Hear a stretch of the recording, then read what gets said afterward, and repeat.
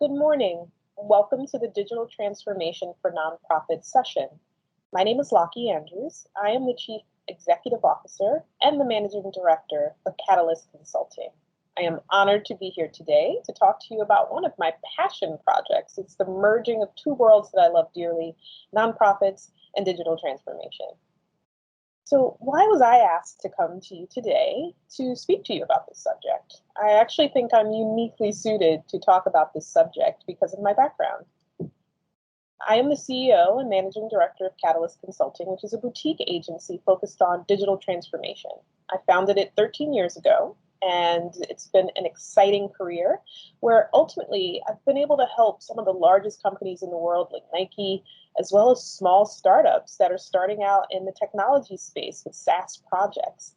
So it really makes a lot of sense from a spectrum perspective because I've seen so much from many different perspectives, and I understand how technology can be leveraged for efficiency. Also along the way in my career for 13 years, I actually have been an operator inside of companies. So obviously managing Catalyst Consulting as the CEO, but also the Chief Operating Officer of a company called Tadashi, $60 million brand, helping him grow and reinvent his company after having been in business for 30 years. That was a really exciting opportunity for me to see from a management perspective how to run a company. Next, I've been focused on digital as well as technology and understanding, and have always believed in a future where technology would be able to provide the level of connectivity to help companies scale, and working with some of the largest companies in the world, the Salesforces and Oracles and Tableaus and Snowflakes. It's been an exciting opportunity to introduce these amazing technologies and platforms into companies to help them grow and achieve their future. And lastly, the passion area along the way, because I truly believe in giving back the 3 T's, my time, my treasure, and my talents to helping the world. So much has been given to me, and I'm really excited when I can take what I've learned throughout my career and help nonprofits grow. So I've actually had consulting relationships with Acumen. Hopefully some of you know of Acumen and all the great work they're doing around tackling poverty throughout the world, but also Human Rights Watch. And then because I'm me, I've also had a foundation. And so I've also worked in food deserts for a period of time, and now I'm working on corporate board diversity. And lastly, I'm the board member of the National Academy of Design. So in understanding the importance of efficiency, taking a managerial perspective and a strategic outlook in growing companies, as well as in understanding the connectivity points that are really important. And then lastly, combining all that with my passion for the subject area, these are all things that really get me excited. And so because my career is in the space of understanding where theory meets practice, it's become incredibly important for me to foresee some potential issue areas that actually happen with companies. And those issue areas include not necessarily having someone who's at the lead of digital transformation. And who knew that as we were going through all of this over the past decade that I've been doing it, that COVID would actually be the biggest accelerant of digital transformation. No one saw that coming, but here we are today. And the truth is, in many companies, they have responded to COVID by investing in the digital technologies we've been talking about for over 13 years. And look, I'll just let it be what it is. COVID is truly the one who's leading digital transformation in most companies. Now that's a really harsh reality, that it's been a reactive component to companies thinking about digital transformation instead of the proactive approach that one would hope. But as we look at that, people understand generally when I go inside of companies, and particularly nonprofits, that digital transformation is important. And while the nonprofit numbers are a little bit lower than these numbers that SMART has put out for us in SAP and in their studies, but 84% of companies believe that digital transformation is crucial for business performance. But the sad reality is only 3% of them have actually finished a company-wide digital transformation initiative. We have a huge gap, huge opportunity to truly put our words and our actions together so that we can deliver upon this modernized future that we know is all and completely well within our means. And so, to level set, what is digital transformation? It means a lot of things to a lot of people. Pre-COVID, when we were able to go to cocktail parties and mixers and networking meetings, I would describe what I do as an opportunity to work with companies to enhance their processes and workflows by leveraging digital technologies. Usually, with that description, people would kind of, that's interesting, and move on. Not the most exciting. It certainly isn't as exciting as digital transformation sounds. But it's curious now that I am able to join Zoom networking sessions and roundtables, virtual roundtables. I have another leeway of how. Look, this is an opportunity to describe digital transformation. I think most people will understand it. I hope companies deliver the capability for you to be able to work from home. That seems to go over quite well, actually. Whether you enjoy working from home or you'd rather be in the office, I think people truly understand now that with digital transformation, having the ability to do so and to do it seamlessly is very important. But that's really just one aspect of digital transformation. Another way to look at it, and truly probably about 8 years of my experience has been on this element, automating manual, routine, repetitive, or low value added activities. Those are the things that no one really likes to do, but we know we have to do it. You certainly don't get a sense of glee or joy out of doing those things. But that then brings me to the last thing, which I actually do get excited about, and which most people, especially now, are truly trying to get a better understanding of. Bringing AI, machine learning, blockchain into the business to help them improve outcomes. Nonprofits are already jumping up the learning curve to understand how to do this. Maybe they hadn't invested in technology for a long time, but now with low-cost technologies that are very user-friendly, they're able to bring to bear the power of advanced, sophisticated techniques and help transform their nonprofits. The benefits of digital transformation are manifold. The first, because I always try to keep the mission at the center of everything that we do, and understanding that simple things like technology glitches, ensuring that people are able to do the work that they came into your organizations to do, we have to keep in mind that the ultimate benefit of digital transformation is allowing us to focus on what that mission is and have everything else align accordingly. The second major benefit is we look at people not as dollars in our budget. We shouldn't do that. We should really recognize that we have passionate individuals who want to work with us on that mission.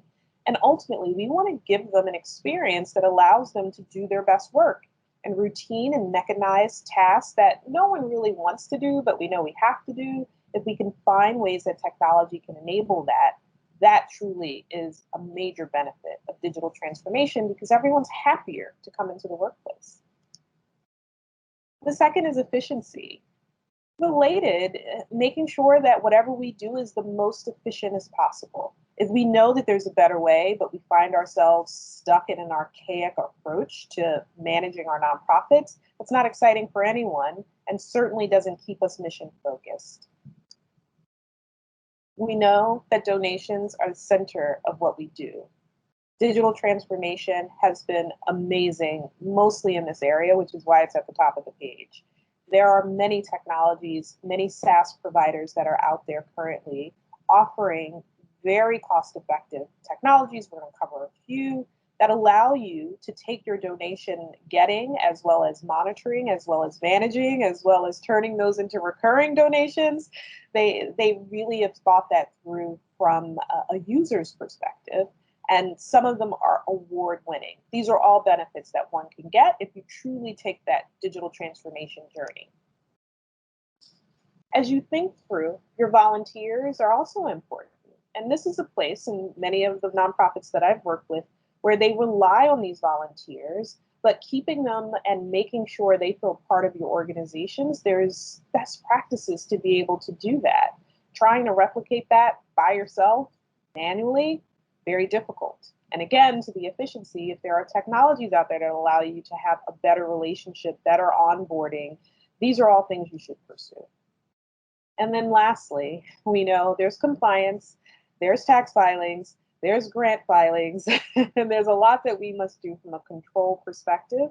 And digital transformation allows us to be able to do those things seamlessly end to end. This nonprofit digital transformation is difficult, as I said earlier, and there's a reason why many fail. There's a lot here on this slide, and that's intentional. I've broken it down into 4 separate buckets, and we're going to go through some examples in a second. But the first, as I mentioned, is donor management. The elements of fundraising, managing your donor lists, your giving campaigns, having them set up, be repeatable, be effective, registration pages, all of that can be automated, which is incredible. Think back to the days, since I've been doing this for a long time, where everything was paper and potentially not even in a computer. All of this, from a workflow perspective, can be inputted, and then best practices that allow you to figure out where you might have some potential areas of improvement can be identified on a proactive basis, not necessarily looking backwards and being reactive. Secondly, as I noted, when you're building out that workforce of the future, communication is important. We now know that collaboration is the number one thing in the digital and virtual environment. Unfortunately, gone are the days where the only way for us to communicate is to sit next to each other, in front of each other in a conference room. We need an ability to bring in many different voices that might be all over the world in different time zones with different calendars, different languages. All of this can, again, be enabled with the right platforms. Marketing is something that all organizations need to do, but as we look at it, there's a lot there. I actually think the most technologies that I usually see in a tech stack are actually in this marketing automation space. Your CRM provider, your email lists, all of that, again, hopefully you have already set up, since those are pretty much table stakes at this point. But bringing in social media and segmentation, again, something we're going to talk about, which is a specialty of my firm's, and understanding if we're having that outreach, do we have the right message, right, coming from the communication portal that you need to have set up? And then are we giving the right messages to the right people at the right time? Lastly, and it's last, but actually it's the most important, and this is what I was able to work on with Acumen and Human Rights Watch, is making sure their financial and operations are the backbone of the company, and that allow, from the moment the money comes in, us to be able to track whether it's by project codes or however we break it down, so that once we get to the final output, we've actually used all of the funds that were authorized for the right things, and we have documentation not only for those grant providers or private institutions, but then also for the government. So all of this has to come together, which again is why most companies fail. Diving deeper, because of course I want to give you guys details of the nuts and bolts of how to get this done. I loved looking online and seeing kind of where these SaaS providers are taking it and how they're looking at the world. And Neon.com has a wonderful way, and I have no affiliation with them. I'm excited to potentially use their platform, but I like the way they looked at donor management. They want to think through, and at National Academy of Design, we have a member association, and they have great opportunities for us to think about these things, which again, were mostly done manually by one person. How easy would it be to log in and have everything in one portal from a membership and association management perspective? Likewise, we just touched on fundraising and donor management, having all of the best-in-class documentation available at a fingertip, and ultimately being able to streamline all of this in the cloud. Lastly, we know fundraising, events, dinners, this is important for us to do, but there's a lot of nuts and bolts that need to go into planning these things. How about we get a leg up on the competition and at least have some documentation on how individuals, potentially even volunteers, can jump in and help us with this? The workforce of the future is something that I think we're all excited about. We all have seen the incredible experience of Zoom, on which we are today. It's been incredible. Many of them have been around for a long time, but now that we're in this COVID and in this work from home and remote environment, they have really upped their game to allow us to have that workforce of the future, but also the workplace of the future. And so getting your key priorities and set and everyone being clear on what the communication strategy should be, what everyone should be working on within your organizations, and then giving different divisions and departments, maybe Zoom isn't their preference. Maybe they enjoy GoToMeeting because it has different functionality that's better for their workflows. All of that is encompassed in digital transformation. And the best companies have not only figured it out, they've actually mastered it and allowed their companies to adopt standards and to really push them as an organization. From a marketing automation perspective, as I said, this is probably the most complex. The digital touch points that have come as a result of all of the technology explosion and the digital capabilities that we have both through our phones, through going online, through searching through various engines. They all leave little footprints. And the great news is those footprints are actually trackable. They're traceable in a privacy compliant way, of course. But as we look at that, it opens up a world of opportunity for us to get closer to our end, quote unquote, consumers, our end need, as well as those who are actually providing the funding. But what I usually find when I go inside of companies is that people are overwhelmed. The number one thing I hear is something like this quote: "We are drowning in information, but starved for knowledge." John Naisbitt said this over 50 years ago, and he was right. It's just unfortunately going to get worse. And so usually when my firm is brought in to help, we try to turn this feeling of overwhelm into an opportunity for people to see that this explosion of digital has been and can be a good thing for your organization if you just get a few things in order. The way I like to look at it is data is the new oil. But like oil, data is only valuable when it's been refined. So this flood of data that we have coming into our organization that's available out there online, it's in spreadsheets, it's in databases, it's in people's heads. If we can figure out a way to put it into a structure that will help us, this could be one, if not the most valuable asset that we actually have other than our brand. And when you turn that problem on its head and make it an opportunity, what my firm has been able to do is to start to build towards mass personalization at scale. You start to look at the data collection and whether that data is in a database or it's in a particular website. We simply can figure out ways to get it out of that browser in the cloud and into our structure. And once we do that, we start to segment that data. So if we know we have donors who contributed during Cyber Tuesday or Giving Day or whenever, doesn't matter, we timestamp all of that to understand, is this someone who really only likes to donate once a year as part of Giving Tuesday? Or is this a person who, no, they like to give to us whenever we have a moving YouTube video? We can then understand, well, this is what works with that particular individual. Let's give them more of it, right? Maybe we'll be able to actually increase their giving if we're able to do these things well. That's mass personalization at scale because we build out the workflows to enable us to deliver the kind of content that they like, and it's not a blast and pray. That's a strategy that unfortunately is very costly. But when you're able to deliver this mass personalization almost one-to-one, but putting people into cohorts, this is what corporates do. And of course, this is something that most very sophisticated nonprofits can do. And now, because it's very cheap to be able to do this through the providers I'm going to talk about in a second, you can do it too.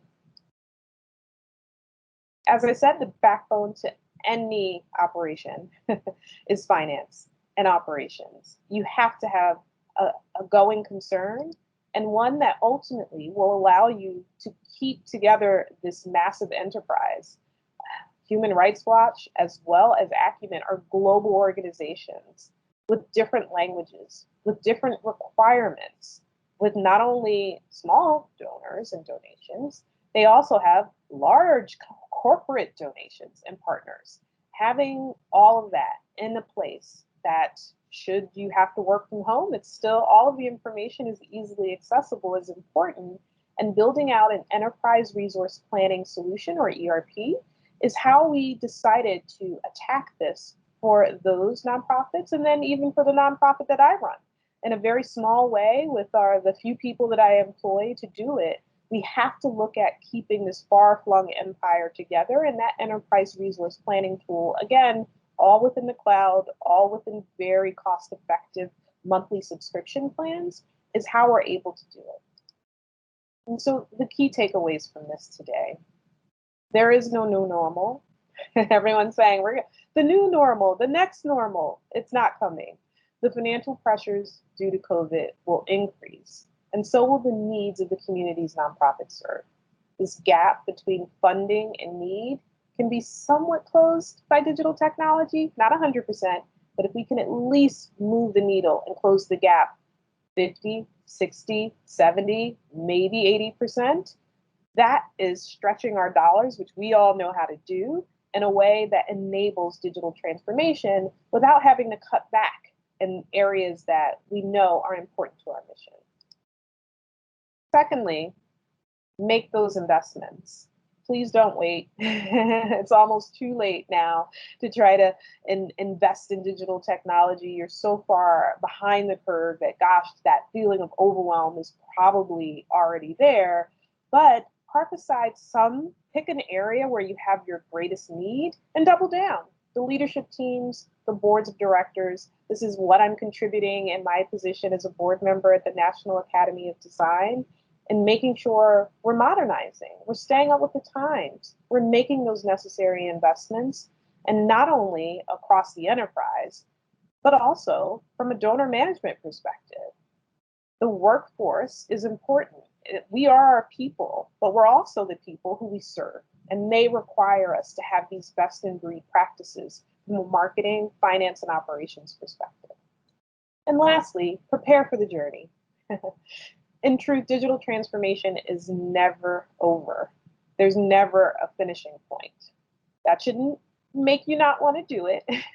It's simply a way of working. We're constantly looking for a better way to work, a better way to serve. And future-proofing your business and remaining a going concern requires constant reinvention and renewal. So with that, I will open it up for questions. Excellent. So we have a few questions that actually have come in, which is very exciting. Someone asked me to double click on the marketing aspects. What would the ideal marketing tech stack look like? Fortunately, there is no one standard for marketing. It really depends on your nonprofit, on your particular audience. But I have had some incredible success, and I'll just talk about where I am currently. I had a great conversation with the National Academy of Design, and they actually have what I would call a next generation tech stack. I hope they don't mind my sharing it, but wouldn't be surprised. They actually use Salesforce. Salesforce has a phenomenal program and a platform for nonprofits, and they actually also look at Pardot. So Pardot has a nice solution that plugs into Salesforce, but of course there are many. I also work with NetSuite, which is more ERP related, not necessarily marketing. And from a marketing perspective, you know, Marketo is also an industry player, not only in regular corporates, but also in nonprofits. So where I think you should start is ultimately, how big is your company? How much do you have to spend? And then go apply. There is usually a nonprofit discount rate. I hope you all know that. There are services out there that you can sign up for that will get you discounted prices for these. But ultimately, there is no one solution, which is actually a good recommendation, right? That you have the ability to take on whatever platform works the best for your need and for your budget.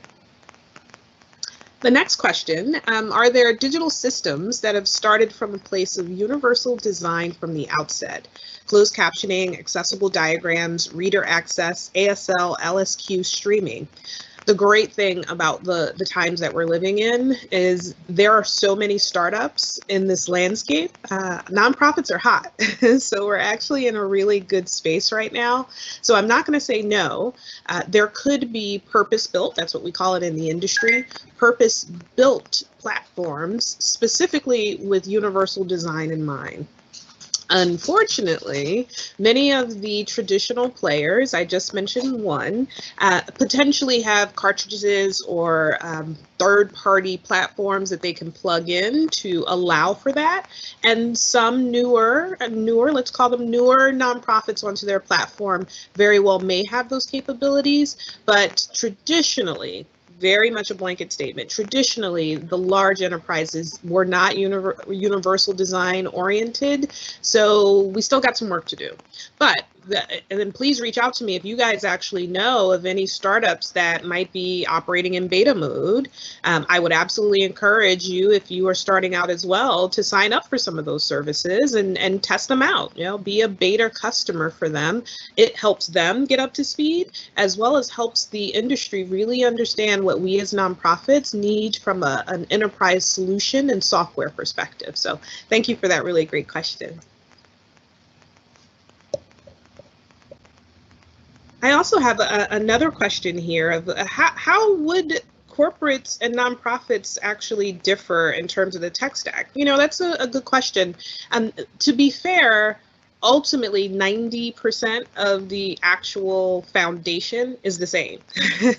It's just that obviously we as nonprofits have a different model. And so while the enterprise side, which I've spent most of my life working on, is very much suited around profits and how do we get to measuring our overall cash flow, and as a result, the backend is built out to support that. So it's a very astute question.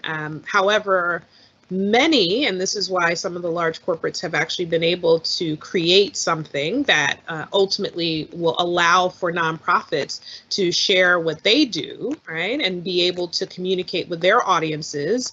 And from a donor perspective, if you have a restricted grant, you know, you need to be able to understand what are those funds for, where can I spend them, and did I actually spend those funds according to the respective charters. So they have now built modules that actually sit on top and allow for nonprofits to keep measurement of things to that nature. That's not necessarily something you would find native out of the box in a corporate situation. So don't be afraid. I think that was the nature of the question. Don't be afraid of going with someone who very well may be more traditioned towards monitoring and working with corporates. It would be great to have a purpose-built, linking back to the second question, a purpose-built platform that was specifically for nonprofits, but you can also go with some of the larger corporates as well. Great. I think those are all the questions that we have currently, and I think we're right at time. So thank you so much.